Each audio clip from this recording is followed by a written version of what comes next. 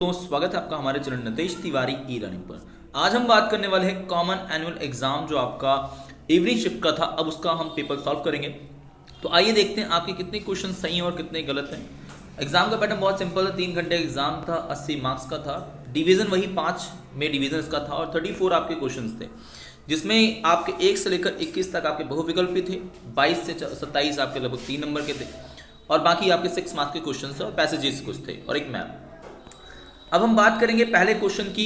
दी गई सूचना के आधार पर हमें रोमन सम्राट को पहचानना है। वो चाहता था कि काश वो सिकंदर जैसा जवान होता, उसने भारत पर विजय का सपना देखा था। Justinian, Tiberius, Trajan, Constantine. इसका जो राइट आंसर रहेगा वो ट्रजान है। जिसने ट्रजान लगाया वो सही है। पेपायरस नाम का पौधा निम्न में से कहाँ उगाया जाता था? नील नदी किनारे, राइन नदी किनारे, डेन्यूब नदी किनारे, दजरा नदी किनारे। आंसर है नील नदी किनारे का सही रहेगा। तीसरा प्रश्न है कि यार कॉपरनिकस की पुस्तक कौन सी है? कैपलर की कौन सी है? गैलीलियो कौन सी है? मैकियावेली की कौन सी है? इसका जो राइट आंसर रहने वाला है वो फर्स्ट है। जिसने फर्स्ट लगाया है वो राइट आंसर है, बाकी आप बना लीजिए। राइट आंसर फर्स्ट है। फोर्थ, स्वतंत्र बेबीलोन का अंतिम शासक निम्न में से कौन था? तो भाई अंतिम शासक आपका निबोनिडस था। कौन था? निबोनिडस। एनमार्कर, निबोपोल्सर और सार्गोन में से, इनमें चारों में से अगर कोई बोलूंगा तो निबोनिडस आपका राइट आंसर रहने वाला, मतलब गा जिसने लगाया परफेक्ट आंसर यही रहेगा। ये चित्र किस चीज का है? वकाशीर्ष का है, ड्रैगन का है, इन्नाना का है, उर का है। ये वकाशीर्ष का है, इसका आंसर है वकाशीर्ष सही रहने वाला है। छठा क्वेश्चन, मंगोल लोग सुरक्षित यात्रा के लिए यात्राओं के पास जारी करते थे जो निम्न में से क्या कहलाते थे? कुबकुर, पैंजा, वाज, यास। देखिए इसका राइट आंसर रहेगा पैंजा। जो पैंजा है वो एक पास था सुरक्षित कि आप कहाँ जाएंगे, इसलिए आप सुरक्षित अगर आपके पास पैंजा है तो। सातवां जो है कथन और कारण में से है, तो हम बात करेंगे सातवां क्वेश्चन जो आपका है कि भी किस प्रकार से है। तो पहला पॉइंट इसका कथन है। मेसोपोटामिया में बहुत कम लोग पढ़े लिखे थे, ये बात तो सही है, बहुत कम लोग थे। न केवल प्रतीकों या चिन्हों की संख्या सैकड़ों की थी, बल्कि ये कहीं अधिक पेचीदा थे। दोनों आंसर सही हैं, ठीक है। और पढ़े लिखे कम थे इसलिए पेचीदगी ज्यादा है। तो अभी कथन और कारण की व्याख्या देखो, इसमें आप खा लगा दो क्योंकि दोनों सही तो है लेकिन स्पष्टीकरण नहीं हो रहा। लेकिन फर्स्ट भी हो सकता है, जिसने फर्स्ट और सेकंड में लगाया वो आंसर सही हो सकता है, ठीक है। यूरोपीय समाज मुख्य रूप से निम्न में से कौन से 3 वर्गों में था? तो जिसने पादरी, अभिजात और वर्ग सैनिक था। दूसरा पादरी, अभिजात वर्ग और कृषक वर्ग। तीसरा पादरी, अभिजात वर्ग और व्यापारी वर्ग। चौथा पादरी, अभिजात वर्ग और दास। इसका राइट आंसर फर्स्ट रहेगा। ये मॉर्निंग शिफ्ट में भी क्वेश्चन आया था, फर्स्ट आंसर सही है। फुकुजामा युकीची के अनुसार जापान, नौवां क्वेश्चन है। फुकुजामा युकीची के अनुसार जापान को अपने में से डैश को निकाल देना चाहिए। भाई फुकुजामा युकीची जापान के थे तो इन्होंने कहा था भाई एशिया से हमें खुद को निकाल देना चाहिए। आंसर एशिया सही रहेगा, यूरोप जिसने लगाया वो गलत है। नीचे दिए गए विकल्प को सही चुनना है, कौन सा विकल्प सही है? तो बुरबुरा बिना किसी लक्ष्य के घूमना होगा, तो मोगा क्या होता है? तो कार क्लब है, लीपी है, आधुनिक लकड़ी है या नया घर है। देखिए लकड़ी की जगह लड़की होना चाहिए, तो कि मॉडर्न गर्ल होती है, यहां गलत हो गया हिंदी में। आंसर इसका राइट सी होगा, मॉडर्न गर्ल, क्योंकि वेस्टर्न गर्ल को जिसने अपनाया वो मोगा कहलाती थी, ठीक है। 11वां क्वेश्चन, मूल निवासियों को एक छोटे से इलाके में कैद करके रख दिया जाता था, इनमें से किस नाम से जाना जाता है? क्या कहेंगे उसे हम? तो उसे हम कहेंगे सभा स्थल, रिजर्वेशन, वुल व्हीट गोल्ड या फिर कैमरा। तो भाई इसका राइट आंसर है रिजर्वेशन, बी राइट आंसर है। क्या है? बी राइट आंसर है इसका। 12वां क्वेश्चन है, अभिकथन कारण है। जापानियों ने संसद के लिए जर्मन शब्द डायट का प्रयोग किया और जापानियों की कानूनी सोच जर्मनी से प्रभावित थी। भाई इसका दोनों सही है और स्पष्टीकरण भी कर रहा है, ठीक है, दोनों सही है। ये निम्न में से मेसोपोटामिया में कौन सी विशेषता नहीं थी? तो भाई शहरी जीवन, लेखन कला, व्यापार, नियोजन। भाई नगर नियोजन नहीं थी, नगर नियोजन हमारे हड़प्पा सभ्यता की थी, ये राइट आंसर रहेगा, ठीक है। मंगोल का मुख्य व्यवसाय निम्न में से क्या था? कृषि था, शिल्पकार था, बुनाई था, पशुपालन। भाई पशुपालन था क्योंकि ये लोग यायावर थे, आज यहाँ तो कल वहां, तो कृषि कैसे कर सकते हैं। 15वां क्वेश्चन है, गाज खान के संदर्भ में निम्न में से कौन सा कथन सत्य है? वह चंगेज खान का सबसे छोटा बेटा था, नहीं। उसने महान खान की उपलब्धि हासिल की, नहीं। उसने बौद्ध धर्म ग्रहण किया, उसने तो इस्लाम कर लिया था 12वीं शताब्दी में, 13वीं में। उसने कृषक वर्ग के लिए रक्षा के लिए बात कही, हाँ इसका घा सही लग रहा है, इसका घा जो आंसर है बिल्कुल सही है। 16वां, निम्न में से कौन सा आंदोलन मार्टिन लूथर किंग द्वारा चलाया गया था? रेनेसा, प्रोटेस्टेंटवाद, अमूल परिवर्तनवाद, पाप स्वीकारारोपी आंदोलन। तो इसकी हम बात करेंगे, जो आंसर है वो है प्रोटेस्टेंटवाद सुधार। इन्होंने कैथोलिक चर्च के खिलाफ विद्रोह किया था और ये युवा भिक्षु भी थे। अगला प्रश्न है 17वां, दिए गए कथनों को पढ़कर सही विकल्प चुनिए। तो माइकल एंजेलो एक कुशल चित्रकार, मूर्तिकार और वास्तुकार थे। इन्होंने ही दी पाइटा नामक प्रतिमा बनाई। इन्होंने सेंट पीटर गिराने के लिए गुंबद का डिजाइन किया। इन्होंने एक उड़ान मशीन का प्रतिरूप बनाया। तो इसका राइट आंसर वैसे खा ही रहेगा, ठीक है। आगे चलते हैं 18वां, निम्न में से किस रोमन सम्राट का शासनकाल शांति के लिए जाना जाता है? सीजर का, ऑगस्टस का, नीरो का या सिकंदर का? आंसर है ऑगस्टस। लातिनी शब्द ऑस्ट्रल शब्द का अर्थ निम्न में से क्या था? ये वैसे आपका सेकंड चैप्टर था, जो फर्स्ट चैप्टर जो कि आ नहीं रहा है उसमें से पूछ लिया गया है। इसका राइट आंसर है दक्षिण। 20वां क्वेश्चन है, किसी समझौते के बाद स्थानीय कबीलों के बीच आदान प्रदान होने वाली बेल्ट निम्न में से क्या कहलाती थी?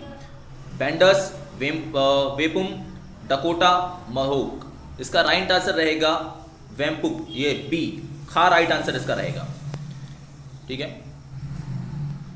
21वां हमारा प्रश्न इसमें रहेगा कि लॉर्ड द्वारा नाइट को भूमि का एक भाग दिया जाता था जो निम्न में से क्या कहलाता था? तो फीफ है, टीथ है, टैली है और पैरिश है। इसका राइट आंसर रहेगा फीफ, ठीक है। फीफ टुकड़ा लॉर्ड दिया करता था नाइट वर्क को, ठीक है। अगला हमारा प्रश्न है कि सम्राट कॉन्स्टेंटाइन की उपलब्धियां क्या थी? देखिए, सम्राट जो कॉन्स्टेंटाइन था बेसिक फॉर्म में इन्होंने क्या किया था कि प्रशासनिक और वित्तीय और सामाजिक सुधार किए, सोने का नया सिक्का पेश किया था और कई इलाकों को जीता था। तो ये इनकी उपलब्धियां थी। अब एक आप बता सकते हैं कि इनमें दास प्रजनन क्यों करवाया जाता था? देखिए, दास प्रजनन का मुख्य उद्देश्य ये था कि इससे आप खेती करवा सकते थे और उन्हीं नवजात बच्चों को आप गुलाम बना दिया करते थे और राजाओं को इससे एक प्रकार से फायदा मिला करता था। तो प्रजनन करवाने का यही एक रीजन था कि गुलाम का बेटा गुलाम बना लिया जाएगा और इससे फायदा कमाया जा सकता है, ठीक है।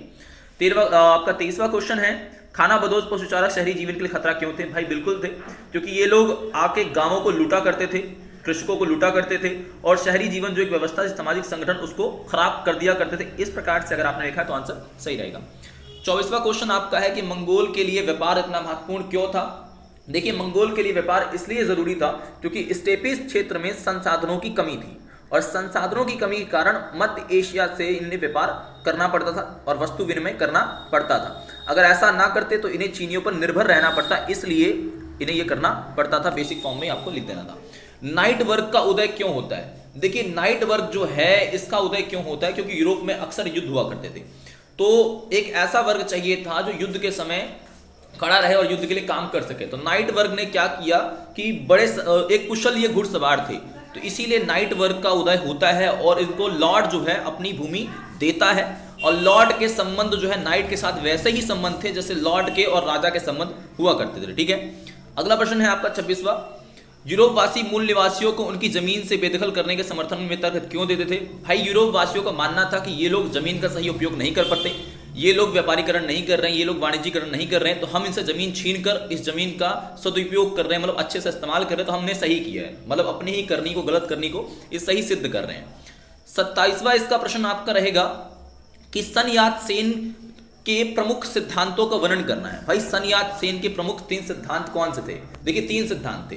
पहला इनका सिद्धांत था कि सन यात सेन ने राष्ट्रवाद, गणतंत्रवाद और समाजवाद की बात की। राष्ट्रवाद जो आपका बेसिक फॉर्म में होता है उसमें मांचू जो एक वंश था उसको हटा करके सत्ता लानी थी। दूसरा समाजवाद जिसमें आपको भूस्वामी जो वर्ग है उसको बराबरी पर लाना था। और गणतंत्रवाद का मतलब था कि भैया एक गणतांत्रिक सरकार जिसमें चुनी हुई सरकार की स्थापना करनी थी। ये 3 सिद्धांत थे। अगला प्रश्न इसी का अपोजिट में था, कुओमिंतांग के नेता जो चियांग काई शेक थे उनके क्या उपलब्धियां थी, इन्होंने क्या उपलब्धियां हासिल की? तो भाई, चियांग काई शेक तो पहली बात तो देखिए शुरुआती ये सन यात सेन के बहुत घनिष्ठ मित्र थे, ठीक है, लेकिन बाद में ये साम्यवादियों के बहुत कटु विरोधी बन गए।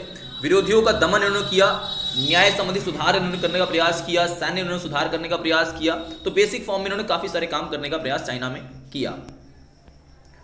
28वां आपका प्रश्न है, मेसोपोटामिया में लेखन कला का विकास का विस्तार से वर्णन करना है। देखिए, मेसोपोटामिया जो आपका है वहां पे आप कह सकते हैं मेसोपोटामिया में हम लोग बात करते हैं, जो लेखन कला है उसमें बेसिक एक चीज़ ये होती है कि काल गणना इसकी और गणित की विद्वता इसकी परंपरा रही है, सबसे बड़ी देन तो यही है। और 18वीं शताब्दी के आसपास में पट्टिकाएं मिली हैं जिसमें गुणा भाग की हैं, जिसमें वर्गमूल की हैं, चक्रवर्ती ब्याज की सरणियाँ दी गई हैं उसमें, जिसमें काल गणना के साथ साथ भाई जो 12 महीने का एक साल होगा, 24 घंटे का आपका एक दिन होगा, 1 घंटे का 60 मिनट होगा, ये सारी चीज़ें जो रोजमर्रा की हैं वे इसमें दी गई थी। तो यही इसकी सबसे बड़ी देन है। अगला क्वेश्चन जो उससे बिल्कुल मिलता जुलता आंसर बिल्कुल वही लिख सकते थे कि संभवतः मेसोपोटामिया की दुनिया की सबसे बड़ी देन और उसकी काल गणना और गणित की विद्वता है। तो बिल्कुल सही बात है। इसी बात को सिद्ध करने के लिए आप ये डाटा आपने जो ऊपर दिया, इसको आप डाटा को नीचे भी दे सकते थे, बिल्कुल परफेक्ट आंसर वो भी हो सकता था। ठीक है, अगला प्रश्न आपका 29वां है, पुनर्जागरण कालीन महिलाओं की स्थिति का वर्णन करना है। भाई पुनर्जागरण कालीन में महिलाओं की स्थिति कैसी थी? देखिए, जो महिलाओं की स्थिति थी पुनर्जागरण कालीन में वो अच्छी तो नहीं थी, क्योंकि वहां पर आप कह सकते हैं कि जो समाज था वहां पे आर्थिक और धार्मिक रूप से एक प्रकार से जो स्त्रियां हैं वो दोयम दर्जे की थी। ठीक है, उनका अधिकार नहीं था, और जो धार्मिक अंधविश्वास थी और रूढ़ियां थी वो बड़े स्तर पे एक प्रकार से रही थी। तो ये एक बेसिक फॉर्म में, लेकिन वहां पर आप कह सकते हैं कि जो 2 महिलाएं थी, चाहे कसांद्रा फिदेले की बात करें, इसाबेला दी इस्ते की बात करें, ये थोड़ी अच्छी स्थिति में थी। तो ये भी एक आंसर इसका लिख सकते थे आप। 30वां क्वेश्चन हमारा है कि 1870 के दशक में जापान में विद्यालयी व्यवस्था और राष्ट्र के एकीकरण के लिए क्या बदलाव किए गए? देखिए, जापान में बहुत बड़े स्तर पे जो बदलाव किया गया वो सबसे बड़ी बात ये थी कि सबको शिक्षा प्रदान करने की बात की गई। और ऐसा भी हुआ कि 1910 तक जापान में कोई भी ऐसा नागरिक नहीं बचा था जिसको शिक्षा ना मिली हो, जो साक्षर ना हुआ हो। तो जापान में एक तो ये चेंजेस किया गया, और शिक्षा आपकी इतनी सस्ती कर दी गई थी कि हर एक व्यक्ति शिक्षा को प्राप्त कर सके, और इसी कारण जापान ने राष्ट्रीयकरण को बढ़ावा दिया और लोकतांत्रिक सरकार की प्रकार से अपनाया। इसका अपोजिट में है कि जापान और चीन ने आजाद और आधुनिक राष्ट्र बनने के लिए बिल्कुल अलग अलग राहें चुनी, और इसका विस्तार से वर्णन करना। भाई बिल्कुल सही बात है, जापान ने और चाइना ने जो राहें अपनाई वो बिल्कुल भिन्न थी, क्योंकि जापान एक तरीके से लोकतांत्रिक सरकार को बनाने को लेकर प्रतिबद्ध रहा, और आज वहां लोकतांत्रिक सरकार है, लेकिन चाइना में आज एक साम्यवादी सरकार है जो तानाशाही सरकार है। दोनों की जो राहें हैं बिल्कुल डिफरेंट है, ये आप बता सकते हैं।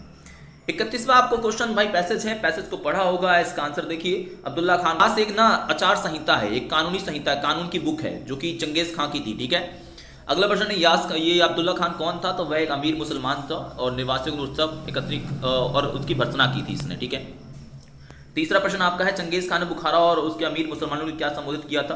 तो चंगेज खान ने कहा था कि एक प्रकार से खान का सबसे बड़े पुत्र जोची के एक दूर का वंशज था बुखारा में। ठीक है, उसके बाद चंगेज खान ने भर्त्सना की थी।